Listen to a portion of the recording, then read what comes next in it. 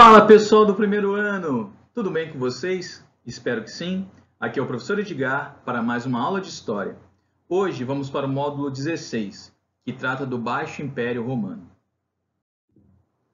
Bom, na última aula a gente falou sobre o Alto Império Romano, de como os primeiros imperadores formaram esse Estado Imperial Romano. Hoje a gente vai falar sobre como tudo veio abaixo. Mas antes disso, vamos falar um pouco da economia de Roma. Roma teve a sua economia ruralizada. Como assim, professor? Bom, durante esse período, você vai ter o fim das guerras de conquista. Ou seja, Roma vai parar de expandir as suas fronteiras. Parando de expandir suas fronteiras, Roma vai meio que estacionar, não vai tanto ter imposto assim para sustentar aquela máquina que tinha. Vai ter também uma redução do número de escravos, porque os escravos eram exatamente daqueles povos que eles derrotavam nas guerras. Isso vai levar a um déficit orçamentário. A única saída é aumentar o imposto de quem já vivia em Roma.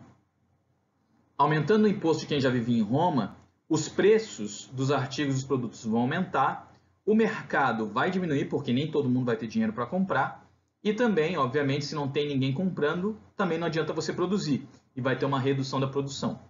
Isso vai levar a uma crise econômica muito séria na Roma imperial.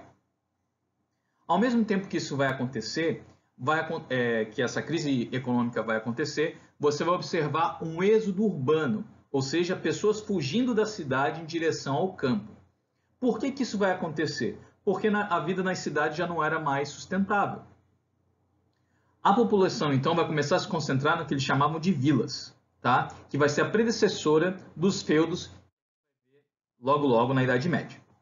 A economia, então, vai se tornar agrária e a relação de trabalho vai ser através da meação, através dos meeiros. Ou seja, eles emprestavam um pedaço de terra para as pessoas produzirem.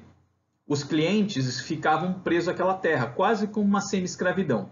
Já o precariado, os precários, eram livres, eles poderiam circular por terras. Uma outra questão muito importante do Baixo Império Romano é a expansão do cristianismo. Logo depois da morte de Cristo, quem vai espalhar a palavra do Messias serão os apóstolos. Tanto é que São Pedro vai para Roma iniciar a sua pregação dos ensinamentos de Cristo para pobres e escravos.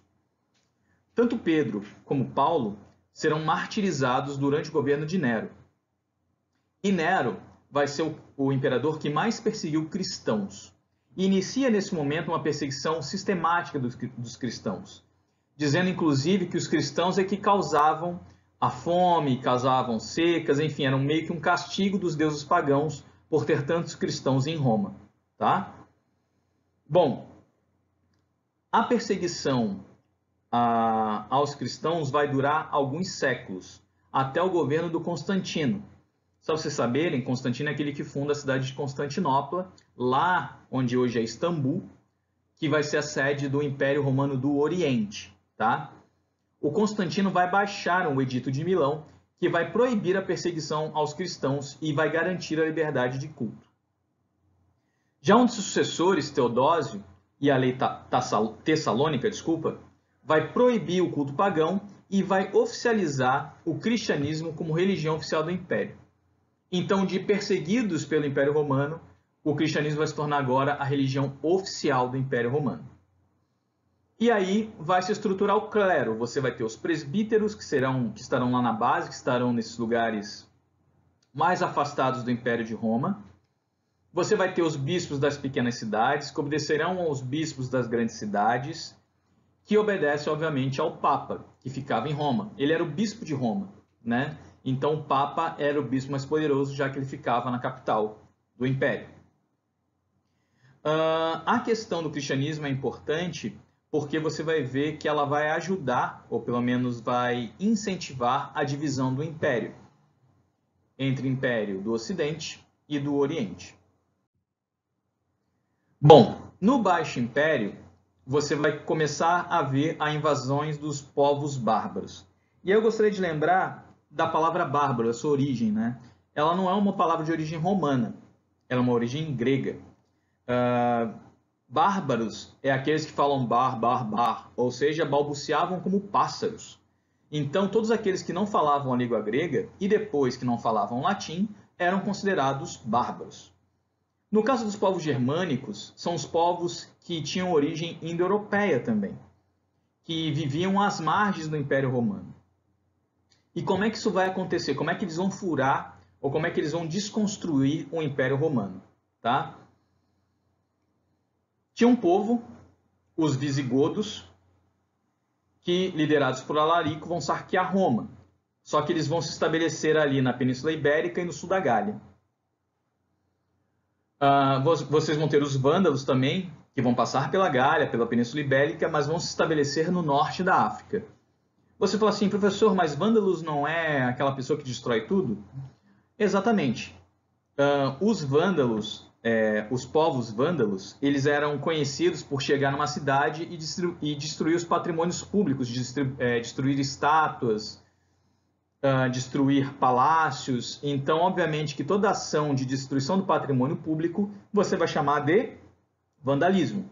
Então, essa palavra vândalo vem aí desses povos bárbaros germânicos, tá? Os francos vão ocupar o norte da Gália e os anglos e saxões vão ocupar a Bretanha e as Terras Baixas, que é ali a região da Holanda.